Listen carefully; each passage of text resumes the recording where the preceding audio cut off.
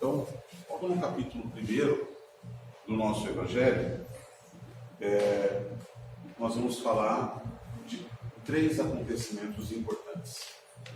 Ele começa falando de Moisés, e Moisés tem uma presença e um cuidado muito especial quando nós estudamos Moisés, porque é através dele que nós podemos trabalhar, acreditar e seguir um Deus único. É a partir dele que a gente passa a ter efetivamente a crença em um único Deus. Ele consolida isso, ele fortalece isso, né?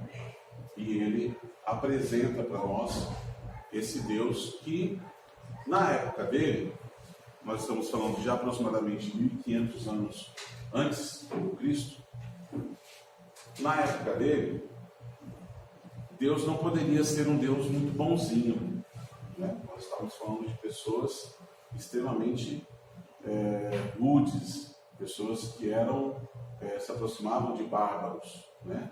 E aí ele precisava de um trato um pouquinho mais especial, né? Um trato um pouquinho diferente, porque se ele viesse cada coisa no seu tempo, né? Se ele viesse ao tempo dele falar de coisas que Jesus veio falar 1500 anos depois, ele possivelmente não teria tido o êxito que ele teve na sua doutrina, naquilo que ele veio trazer.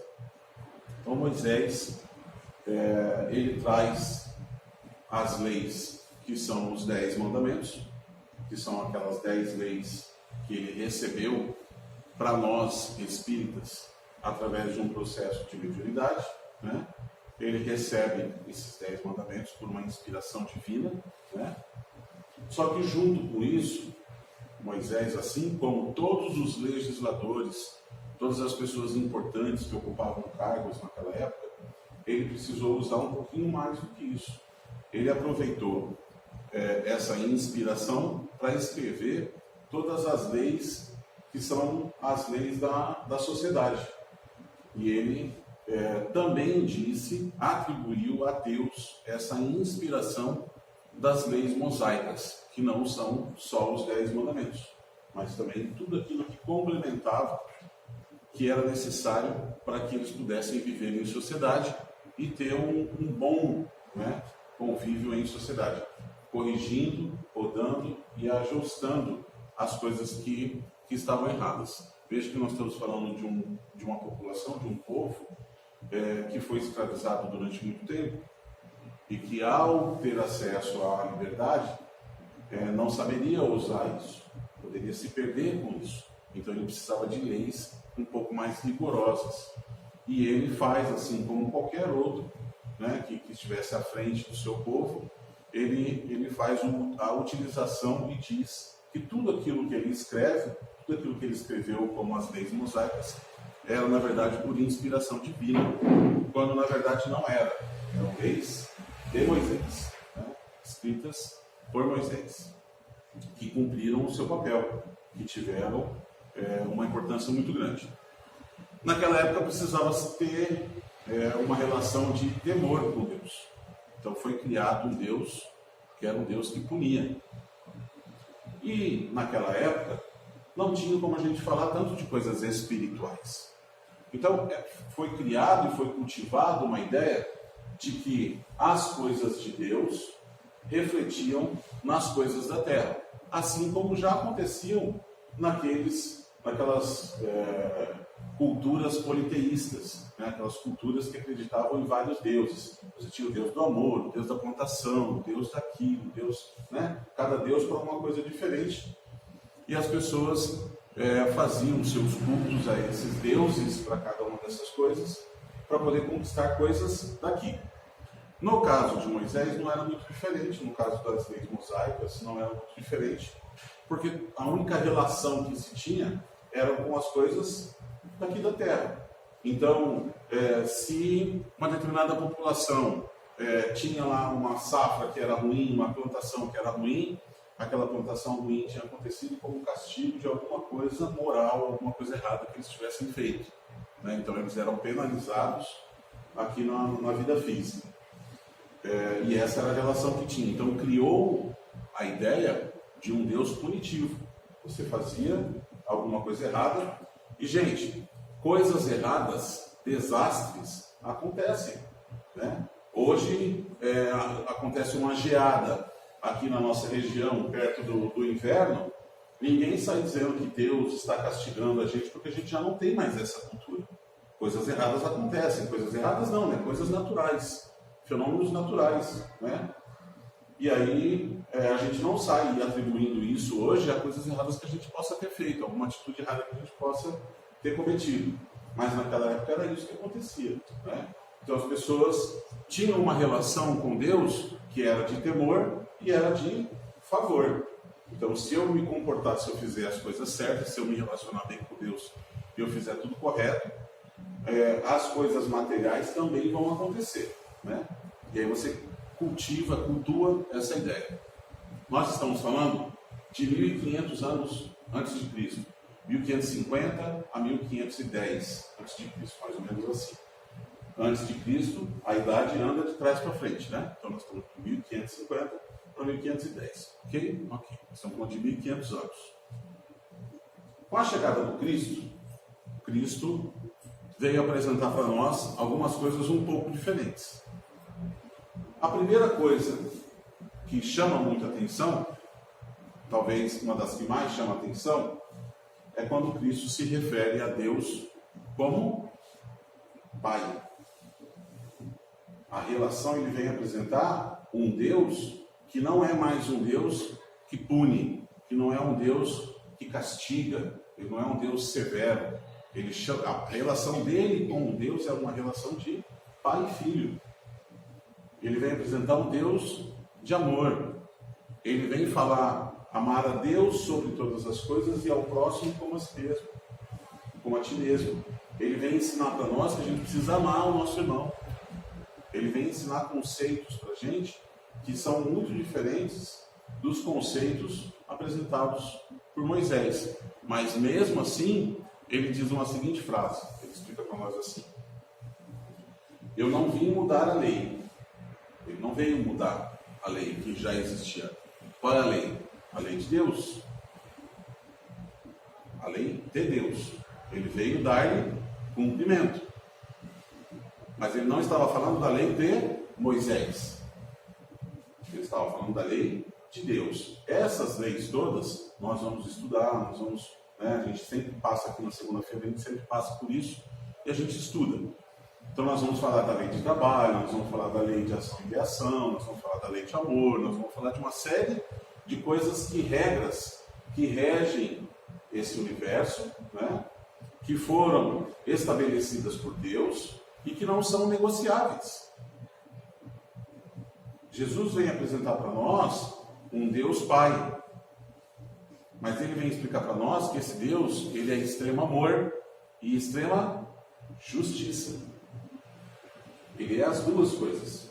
Porque fosse um Deus só amor, talvez ele cometesse falhas. E Deus é perfeito. Ele não pode cometer falhas. Então a gente vai aprender as leis divinas. E essas leis divinas, elas vão se aplicar para todo mundo. Quer eu goste, quer eu não goste. A lei de ação e reação, eu fiz um plantio de uma coisa errada, né? E essa coisa errada vai voltar para a minha vida, né? E aí quando eu estou colhendo os frutos amargos, eu não quero colher. Poxa, mas eu plantei, é lei. Da mesma forma, a lei funciona para os dois lados. Se eu fizer a escolha de plantar boas sementes, inegociável que eu vá colher bons frutos. Por quê? Porque a lei de ação e reação, ela funciona para os dois lados. O que eu não posso é plantar boas sementes e colher maus frutos. Ou plantar sementes ruins e colher bons frutos. Daí não faz sentido e a lei de Deus está errada.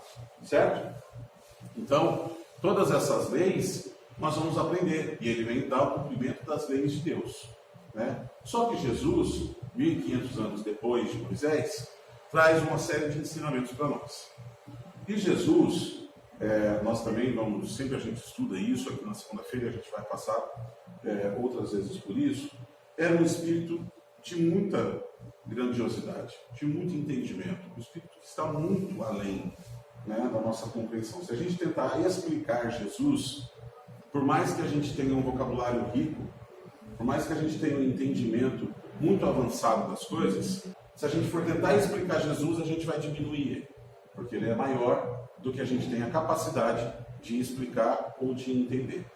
Esse Espírito vem para cá, existir com a gente, aqui no corpo, numa terra muito árida, muito difícil, com um povo ainda muito difícil, não mais tão difícil devido à tratativa de Moisés. Então, ao seu tempo, Jesus vem porque eles já estavam preparados para aquela orientação, para aquela nova orientação, né? E aí Jesus vem nessas condições, com um vocabulário, na época, também era muito pequeno, muito difícil, né? As palavras para explicar as coisas eram poucas, né? Ele não tinha condições de explicar tudo. E aí o que ele faz? Se você pegar o Evangelho do Cristo, ele pega coisas do dia a dia. Ele pega coisas do dia a dia, várias coisinhas da rotina das pessoas, né? Vários pequenos exemplos de coisas que a gente faz no nosso cotidiano. E ele usa aquilo como exemplo, né? Ele usa como exemplo. Tem uma determinada passagem que ele está sentado dentro da casa de um dos seus seguidores, e aí as duas irmãs, quem não conhece a passagem de Marta e de Maria? Ele pega o exemplo de Marta e de Maria. Uma largou todos os serviços e veio estar com Jesus, e ficou prestando atenção nele, e ouvindo tudo que ele tinha para falar. A outra, ocupada com as tarefas do dia, ficou lá lavando as louças, arrumando as coisas, preparando as coisas todas, e foi reclamar com Jesus. Escuta, você não está vendo que ela está aí, jogada enquanto tem um monte de coisa para fazer? Você acha justo? E ele vira para ela e fala assim: o que é mais importante? As tarefas do dia ou estar aqui, prestando atenção nas coisas que a gente está falando? Né? Então, ele usa dessas pequenas coisas. Ele usa, por exemplo, a questão da candeia e do candeeiro, que a gente já citou de exemplo, né? Naquela época, as casas não tinham energia elétrica. As pessoas usavam lamparinas, né? Que é o nome que a gente chama hoje, lamparinas. Se você pegar uma lamparina e colocar ela aqui debaixo, ela vai iluminar toda a sala? O pessoal lá do fundo vai conseguir ver? Não, porque vai estar tudo o pessoal aqui na frente, certo? Só que naquela época, as casas tinham o candeeiro. O que era? Lá em cima, onde junta a telha, tinha uma madeirinha que fazia assim para fora. E as pessoas pegavam a candeia, né, a lamparina, e colocavam lá em cima do candeeiro. Por quê? Porque a luz lá em cima vai iluminar mais pessoas. E Jesus usa esse exemplo para falar do quê? Que a gente precisa levar a palavra para as pessoas. Que a gente precisa ensinar o Evangelho para os outros. Que a gente precisa colocar a luz do Evangelho no candeeiro, num lugar mais alto, acima das coisas desse mundo. Então são exemplos que ele vai trazer e que ele vai pegar cada um dos exemplos das coisas que nós pensamos no nosso dia a dia. E ele traz todo o ensinamento dele. Passado, depois de Jesus, passado aproximadamente 1800 anos, 1857, nós recebemos uma outra revelação. Na verdade, não uma revelação da proporção da revelação de Moisés e nem de Jesus, porque essas duas revelações, no meu entendimento, são maiores, né? Mas em 1857, nós começamos a receber as orientações do surgimento da doutrina espírita, que nada mais é que o intercâmbio, a comunicação com a espiritualidade. Depois nós podemos entrar no detalhe como que isso surgiu, né, as características científicas da pesquisa, do entendimento, né, do espiritismo, mas o fato é que através da comunicação com os espíritos, eles vieram trazer para nós, vieram explicar para nós: olha, meus irmãos, vocês estão tendo um entendimento aí um pouquinho errado. Já tentaram explicar de jeitos diferentes, surgiram várias igrejas diferentes, nós temos igrejas católicas, protestantes, anglicanas, nós temos igrejas de todo jeito, né? Mas o entendimento de vocês sobre a explicação do Cristo está um pouco direcionada. Porque foi assim, quando nós estudamos a história, né? A nossa história, a história do mundo, nós vamos perceber que existia, sim, interesses pessoais, interesses de homens. E nós aqui absolutamente não podemos apontar o dedo e dizer assim, mas o povo de tal religião fez tal coisa, porque o povo de tal religião éramos nós que estávamos lá, numa outra época, numa outra vida, numa outra experiência, e cometemos todo tipo de abuso. Por que vocês acham que hoje nós estamos dentro de uma nova doutrina, tentando entender essa orientação da espiritualidade e tentando trazer essa verdade, essa explicação para o máximo de pessoas possível, para recuperar tudo aquilo que foi feito no passado? Quantos de nós, né, ocupamos cargos, ocupamos posições, né, e fizemos coisas erradas com essa posição em nome do Cristo? Então, em 1857 surge o Espiritismo. E o Espiritismo vem trazer para nós, primeiro, uma explicação sobre as coisas do mundo espiritual. E as coisas do mundo espiritual até então eram tidas como proibidas, eram tidas como coisas que você não pode abordar, você não pode conversar, você tem que ter, né, você tem que ser uma pessoa especial dentro da igreja, você tem que ser uma pessoa especial dentro de uma determinada posição para poder falar das coisas do mundo espiritual. Falar com o espírito, então, meu Deus, era tido como uma coisa muito errada. E até hoje isso é orientado para as pessoas, né? Até hoje cria-se uma mística, cria-se um problema em relação ao relacionamento com o mundo espiritual. Mas o mundo espiritual está aí, cada vez mais presente na rotina e na vivência de todas as igrejas. Porque nós percebemos, dentro de determinada igreja, pessoas fazendo orações com dom de língua, orando em outras línguas. Isso é o quê? É mediunidade. São espíritos que estão se apresentando ali, auxiliando e tornando aquela oração mais forte, tornando aquela reunião mais pujante. Não tem nada de errado nisso. Nós temos em outras religiões a presença do Espírito Santo que se apresenta ali na pessoa, e a pessoa começa a dar comunicação e começa a falar coisas, e começa a fazer pregação no púlpito e explicar para as pessoas através do poder do Divino Espírito Santo, na igreja protestante, na igreja evangélica. E isso é o quê? É a espiritualidade, é o mundo espiritual se apresentando, é um relacionamento com o mundo espiritual. A nossa própria doutrina nos explica que o mundo espiritual existe sim. E no mundo espiritual, ela inclusive nos alerta que a gente tem que tomar cuidado, porque existem espíritos bons e existem espíritos trevosos, espíritos ruins, que querem prejudicar. Então, a primeira orientação que a nossa doutrina faz é: não confie em todos os espíritos. Não é porque é um médium e não é porque ele está dando comunicação e trazendo à tona, trazendo a conversa de alguém que está desencarnado, de alguém que está fora do corpo, de um espírito, que aquilo tudo é verdade. Precisa tomar muito cuidado com isso. É o primeiro alerta que faz. E nós precisamos checar se todas aquelas comunicações, tudo aquilo que está sendo falado faz sentido. Precisa tomar esse cuidado. Então nós entendemos que tem que ter esse cuidado. Agora, eu preciso deixar de me relacionar com algo que está aí, está aqui, presente. Não está presente só na casa espírita. Está presente dentro de todas as igrejas. Mas não está presente só dentro de todas as igrejas.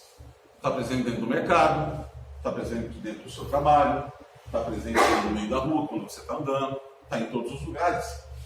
Diz, né, a gente fala assim, eu acho que tem espíritos aqui entre nós.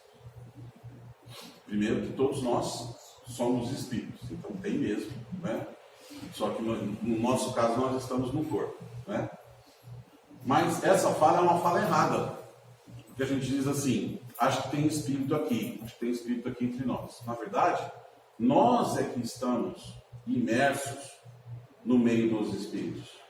Porque o volume de espíritos desencarnados é maior do que de encarnados.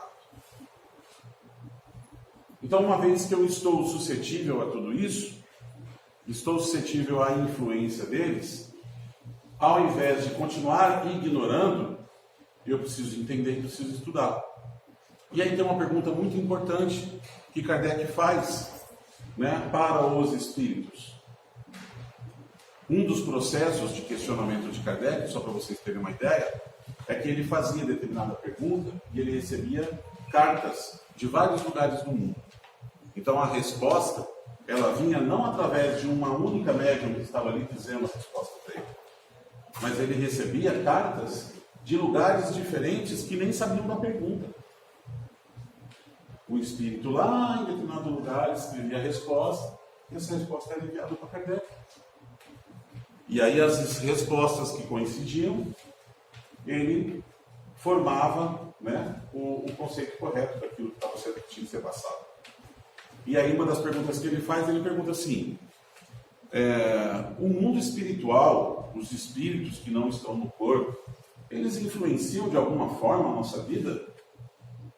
E a resposta dos espíritos foi, mais do que podeis imaginar.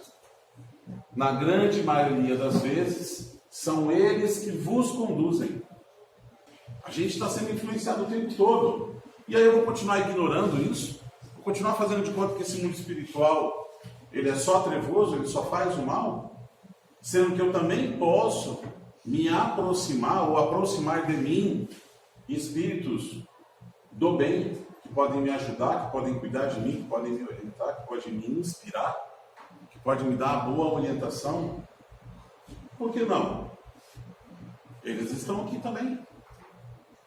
Então a gente passa, através da doutrina espírita, a nos relacionar com essa espiritualidade, a conhecer um pouco mais da onde nós viemos, que é uma das grandes perguntas. A espiritualidade vem explicar para nós que nós viemos, que isso tudo foi programado, que a gente programou uma existência, que a gente se juntou com a nossa família para poder vir com aquela experiência, que boa parte das experiências que nós vivenciamos aqui foram programadas por nós. Deus mandou para você um fardo que você pode carregar. Foi você, com a autorização de Deus. Foi você mesmo que pediu o saco de batata para carregar. Então, estou indo nas costas e não geme na hora de caminhar, quando começar a doer as costas. Porque fomos nós que planejamos. A gente vai passar a ter entendimentos diferentes com a chegada da doutrina espírita. Com a chegada da orientação da reencarnação. E quando nós voltamos daí com a orientação da doutrina, com a explicação dos espíritos, e nós voltamos em várias passagens bíblicas, estava escrito, estava lá, explicadinho que nós voltaríamos. Não é? Quando ele fala, as pessoas questionam para ele sobre Elias, mas Elias há de vir. E ele fala, eu vos digo que Elias já veio e vocês não o reconheceram. Ele estava falando da figura de João Batista, que era a reencarnação de Elias. Isso está na Bíblia, está lá, é só eu pegar e ler, está explicadinho desse jeitinho. Mas a gente deu um outro entendimento, a gente deu um entendimento que era um renascimento do Espírito. A gente deu um entendimento que era preciso se arrepender e nascer por uma nova vida dentro dessa própria vida. Não é? Ok, também é válido, também é importante. Se eu tiver no mínimo de expectativa de que a minha próxima seja menos desastrosa, é bom eu não esperar acabar essa para começar uma nova. Não, mas essa aqui eu já estou lá com meus 40 anos de idade mesmo, então já foi para... Já dancei, já ferrou com essa existência, vou terminar de aproveitar esse restinho, na próxima eu me cuido. Não, já pega e corre atrás do prejuízo nessa, né? Que tem toda a possibilidade. Então, quando a gente vai olhar para alguns ensinamentos do Cristo, através do olhar da doutrina, a gente muda o entendimento. sobre, por exemplo, a questão do se arrepender das faltas que nós cometemos. A gente, com a visão de que nós podemos nos arrepender e que estando arrependido acabou, zerou a culpa, rezamos tantos Pais Nossos e Ave Marias e resolvemos a nossa, e aí no íntimo, de coração, e verdadeiramente nos arrependemos, está resolvido. Isso me incentiva a cometer novas falhas. A partir do momento que eu tenho um entendimento que a falta que eu cometo nessa vida, eu preciso resgatar ela, seja nessa própria vida, ou seja numa outra, que ok, Deus até pode me perdoar, mas aquele crime que eu cometi, não basta um arrependimento. Eu preciso pagar o mal com o bem, eu preciso recompor isso. Eu preciso ter a oportunidade de voltar. Quantas vezes forem necessárias para que eu possa aprender.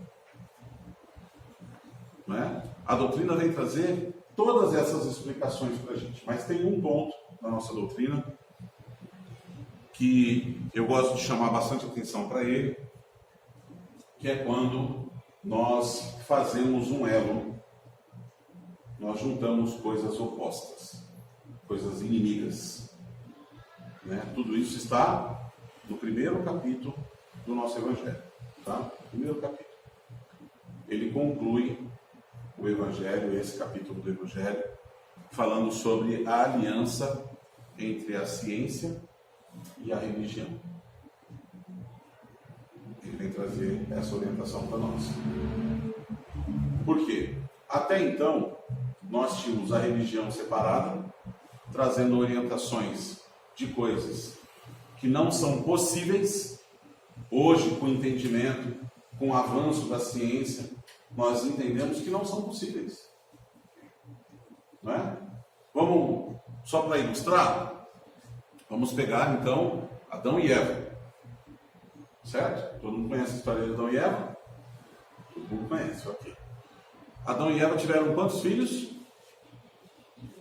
Me ajudem, gente. Quantos filhos Adão e Eva tiveram? 2. E esses 2 filhos são? 2 meninos. E como é que nós estamos aqui? Entende?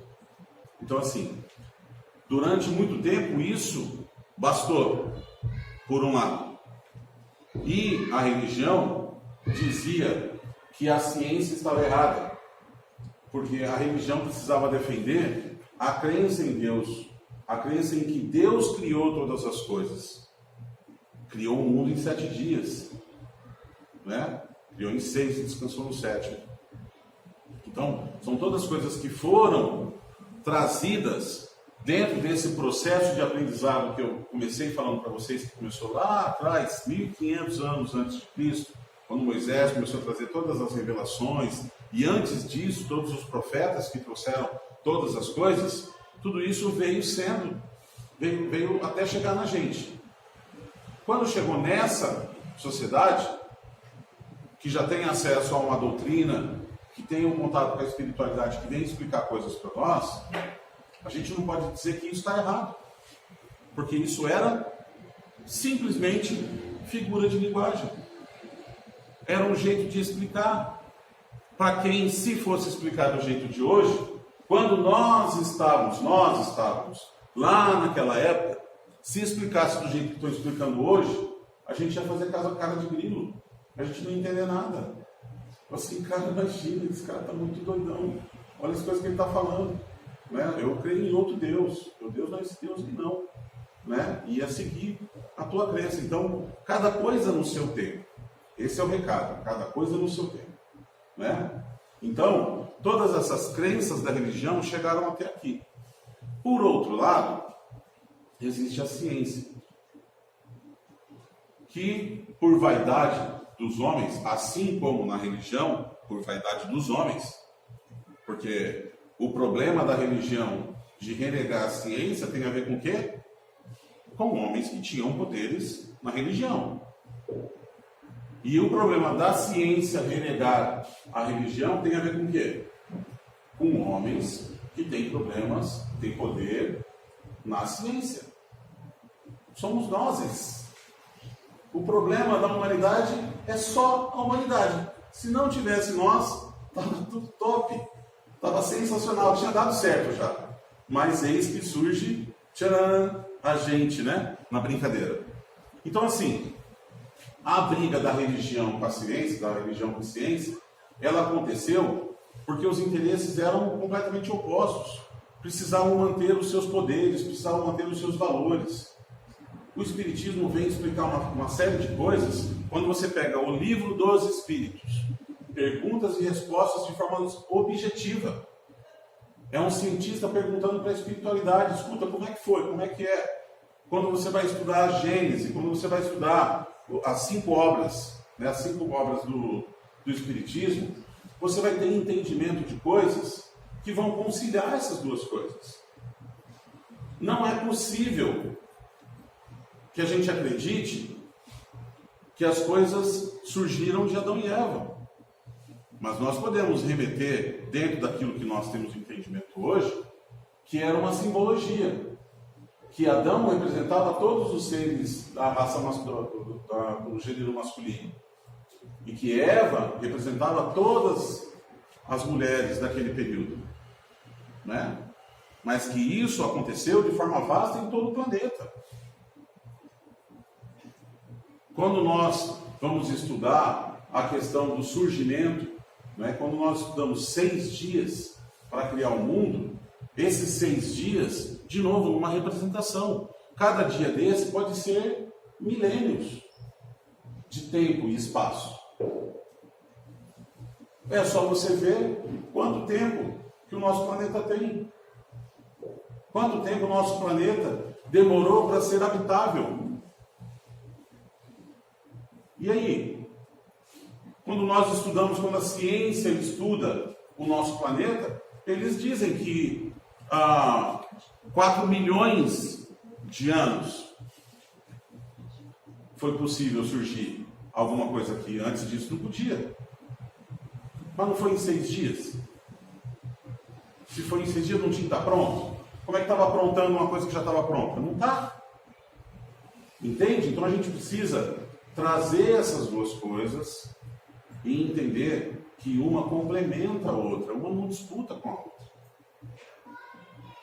E essa união entre ciência e religião está presente na nossa doutrina. Tanto que Kardec diz que se em algum momento a ciência se contrapor a qualquer coisa que nós seguimos dentro da nossa doutrina, é para que a gente fique com a ciência. É para a gente ficar com a ciência. A orientação de Kardec. Né? E quanto mais o tempo passa, mais as coisas se confirmam. Como é que você tem terapia de vidas passadas? Se não existem vidas passadas. Não, terapia de vidas passadas não tem nem como brincar, né? Como fazer uma terapia de vidas passadas é de vidas passadas. Quando você começa a perceber a ciência cada vez mais apoiando e percebendo a presença do espiritual. Quando começam a medir a energia, né? A distância da energia das pessoas, até onde dá para perceber, né? Que tipo de energia está, aquilo que nós chamamos como aura, né? Que tipo de energia que está envolvendo aquela pessoa. Já é possível medir, já é possível fotografar. Então você começa a ter avanços que cada vez mais confirmam tudo aquilo que está na nossa doutrina. Agora, tem um ponto que eu quero trazer também dentro da nossa conversa. Se vocês observarem, a gente precisa de um tempo para amadurecer as coisas. E esse tempo, ele é mais ou menos longo. Porque quando nós pegamos a revelação de Moisés, nós estamos falando de 1500 anos, 1550 anos antes de Cristo. 1550 anos depois veio o Cristo. Depois do Cristo, 1850 anos, veio a doutrina espírita. Percebe como a gente é difícil, como a gente é teimoso, como a gente insiste, falando não vou, não é do jeito que eu quero, a gente demora. E assim como aconteceu com as doutrinas anteriores, com o Espiritismo não é diferente. Porque hoje nós vemos uma diferença muito grande entre as várias doutrinas espiritualistas, que já não podem nem mais chamar de espírita, porque espírita é só de Kardec. Entende? Nós pegamos um conhecimento, uma coisa que deveria ser usada para acelerar o nosso processo de crescimento, de evolução, de entendimento das coisas espirituais, e mais do que isso, ponto básico de tudo que foi falado dentro da revelação espírita foi o próximo. Não tinha nada a ver com evolução íntima. Não é uma corrida. Kardec não puxou o gatilho de uma pista de 100 metros. E nós estamos correndo feito loucos para evoluir mais do que o outro.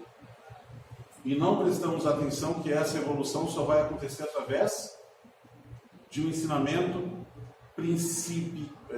principal, que é o ensinamento do Cristo. Amar ao próximo como a ti mesmo. Eu estou numa busca de meditação, de zen, disso e daquilo, e frequento a casa espírita e falo, meu Deus, olha, eu estou evoluindo muito espiritualmente. E o teu próximo? Como está? O teu próximo mais próximo, aquele mais difícil, o famoso calo do sapato, né? Aquela joanete que pega, né? O próximo que é bem próximo, que incomoda. Como é que ele está?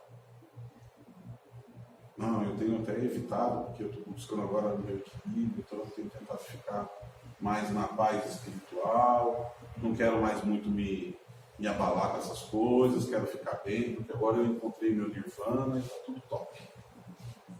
Que massa! Que legal! Isso não tem nada a ver com o espiritismo. Isso não tem nada a ver com o cristianismo. Isso não tem nada a ver com nada. E agora começa uma disputa de verdades, assim como foi antes. É uma disputa de verdades. Centros espíritas que não permitem mais comunicação mediúnica. Centros espíritas que permitem e falam mal daqueles que não permitem. Centros espíritas que não permitem e falam mal daqueles que permitem. Certo? Centros que não têm mais desobsessão, que é um palavrão e não pode falar isso, porque é uma muleta, a pessoa tem que assistir palestras e aprender a desenvolver a sua reforma íntima. E se ela tiver reforma íntima, ela não terá mais companhias espirituais. Que lindo! Num planeta de provas e expiações. Sensacional! E o que faz com esse monte de médium que está vindo aí? O que faz com esse mundo de regeneração que está chegando aí e cada vez trazendo mais médium que não sabe lidar com mediunidade? Mediunidade é um problema de casa espírita? Não, não é um problema de casa espírita. Nós vamos trazer para nós essa responsabilidade. Certo? Porque tem médium em todo lugar. Tem um monte de pastor, tem um monte de padre falando através da mediunidade. Dentro de um dos livros de André Luiz, um dos primeiros livros de André Luiz, ele cita uma determinada missa que ele chegou e o padre estava falando através de inspiração, que tinha um espírito maior atrás dele e através da mediunidade ele estava fazendo uma pregação. Então, não é só uma responsabilidade da doutrina, mas espera aí, quem estuda isso? Quem lida com o espiritual? Quem pode auxiliar, quem pode orientar? Quem tem livros publicados sobre o mundo espiritual? Que pode fazer isso chegar? E fica numa disputa de baixo espiritismo. Não, Umbanda é baixo espiritismo. Não, eu sou espírita, mas eu não sou da Umbanda, não. Eu sou espírita do Kardec. Você está fazendo esse julgamento, irmão? Você está achando que você é melhor? Acho que tu não aprendeu o que o Kardec está ensinando, o que o Cristo está ensinando. Entende? Nós estamos indo para o mesmo caminho. Quando nós chamamos aqui, eu sou um pouco crítico em relação a isso, né? Eu acho que, ok, cada doutrina segue, né, as suas orientações e tudo mais, mas quando eu trago o Espiritismo como terceira revelação, e no nosso Evangelho ele é chamado de terceira revelação, colocando ele no mesmo nível de uma revelação de Moisés e de Jesus. Eu sou espírita de família espírita, sempre fui, não conheço outra coisa. Mas é a terceira. Tem muitas outras revelações que, do mesmo jeito, dentro da mesma apresentação, ao tempo de Moisés foi falado algumas coisas que o povo precisava naquela época. No tempo de Jesus, foram faladas outras coisas, porque o povo estava mais preparado para receber aquelas outras coisas. Se na época de Jesus, Jesus falasse tudo que a gente está tendo acesso à informação hoje, como é que ia ser? Não sei, mas Jesus não ia ser Jesus. Não ia dar certo. Ele veio com o propósito dele de dar um ensinamento conforme a sua época. E o seu ensinamento permanece até aqui. Tudo que houve de mudança fomos nós que criamos. Por interesses nossos. Nós alteramos as coisas. E como pessoas que gostam muito do que fazem, já fizemos isso no nosso passado, nós estamos falando de novo. Nós estamos cometendo exatamente a mesma falha que nós cometemos em outras vezes. Nós temos preferências por religiões. Nós achamos que uma é menos do que a outra. Não, mas ele deve estar lá porque ele deve precisar de coisa que está naquela religião. Eu não, eu já estou na minha tal. Independente de ser espírita ou não. Tem essa disputa, como a gente fazia na época de disputar fiel. Porque o nosso interesse era o dízimo, para poder comprar mais terras na Idade Média. Nós somos esses mesmos espíritos. Estamos procedendo da mesma forma. Estamos excluindo. Tem uma boa notícia, que quando a gente chegar lá, a gente vai falar assim, então, Cristo, eu sou de tal religião. Ele vai falar, fica tranquilo, filha. Todas são minhas. Todas as religiões são minhas. Eu não pertenço só à sua. Ou a sua igreja, né? O seu pastor, o seu... Tem que parar com isso. A gente tem que parar com essa divisão. Mas, ao mesmo tempo, a gente precisa, antes de tudo, parar com as invenções, que é o que mais preocupa. Ainda mais nessa época que tudo que o povo está querendo é seguir alguma coisa. Entra aí nas redes sociais que vocês vão ver. Tem seguidor para tudo, né? Então, cria-se muitas coisas, muitas interpretações, muitos entendimentos. Tem que tomar cuidado. Quanto tempo que surgiu antes do Cristo a lei mosaica? Quanto tempo que ela demorou para ser entendida para que Jesus pudesse vir? 1.500 anos. 1.500 anos. Depois Jesus veio. Quanto tempo demorou? Se a gente seguir a mesma regra, né? Depois de Jesus, demorou 1.800 anos, ou seja, aumentou o tempo. Aumentou o tempo. A doutrina espírita chegou a monte. 1850, 1856, 1857. Chegou ontem.